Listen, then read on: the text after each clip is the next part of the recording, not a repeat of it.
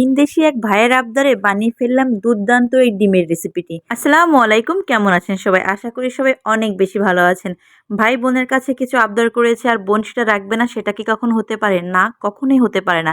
এই জন্য ভিনদেশী এক ভাইয়ের আবদার পূরণ করতে বানিয়ে ফেললাম সিম্পল করে ডিমের দো পেঁয়াজা। সাধারণত আমি যেভাবে ডিমের দো পেঁয়াজা বানাই, আমি কিন্তু আজকে আপনাদের সঙ্গে সেই রেসিপিটি শেয়ার করব। তো প্রথমে আমি ডিমগুলোকে ভালোভাবে সেদ্ধ করে নিয়েছিলাম, আর সেদ্ধ করা দেখায়নি কারণ কম বেশি আমরা সবাই ডিম সেদ্ধ করতে পারি।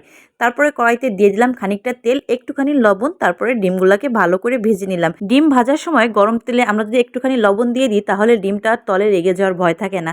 তারপর দিয়ে দিলাম পরিমাণ মতো গরম মশলা, দিয়ে দিলাম গোটা জিরে, বেশ খানিকটাই গোটা জিরে আমি এখানে দিয়েছি কারণ এখানে আমি কোনো প্রকার আর বাটা জিরা ব্যবহার করব না। তারপরে দিয়ে দিলাম কিছুটা পেঁয়াজ। এখানে আমি মশলার পরিমাণটা একদমই বলে দিব না, আপনারা যে যেভাবে খেতে পছন্দ করেন, বেশি মশলা খেতে পছন্দ করলে বেশি দিবেন বা আপনারা আপনাদের রুচি অনুযায়ী কমিয়ে দিবেন। এই জন্য মশলার পরিমাণটা আমি কখনোই উল্লেখ করে বলে দিই না। যাই হোক, একে একে আমি পেঁয়াজটা বেশ ভালো করে ভেজে নিয়ে তারপরে দিয়ে দিলাম আদা রসুন বাটা। সেটাও একটু ভাজা হয়ে গেলে দিয়ে দিলাম মরিচ গুঁড়া, ধনিয়া গুঁড়া, তারপরে দিয়ে দিলাম টমেটো বাটা। এবার সব কিছুকে বেশ ভালো করে তেলের মধ্যে ভাজা ভাজা করে নিয়ে একটুখানি পানি দিয়ে দেবো মশলাটা কষানোর জন্য। আমি এখানে বাটা টমেটো ব্যবহার করেছি, আপনারা চাইলে কুচানো টমেটোও ব্যবহার করতে পারেন। আর যদি টমেটো ব্যবহার করতে না চান, সেক্ষেত্রে আপনারা টক দইটাও ব্যবহার করতে পারেন।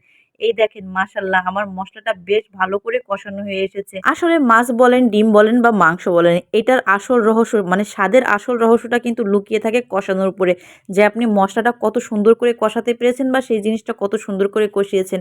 তো যাই হোক, কষানো হয়ে গেলে তারপরে দিয়ে দিলাম আরও খানিকটা পানি, আর পানিটা ফুটে উঠলে আমি উপর থেকে ভাজা ডিমগুলো দিয়ে দিলাম। আর এই ডিমগুলো দিয়ে আমার খুব বেশি কাজ নাই, এখানে 5 মিনিট মতো রাখবো। তো নামানোর 2 থেকে 3 মিনিট আগে উপর থেকে দিয়ে দিলাম কিছুটা ফ্রেশ ধনিয়া পাতা।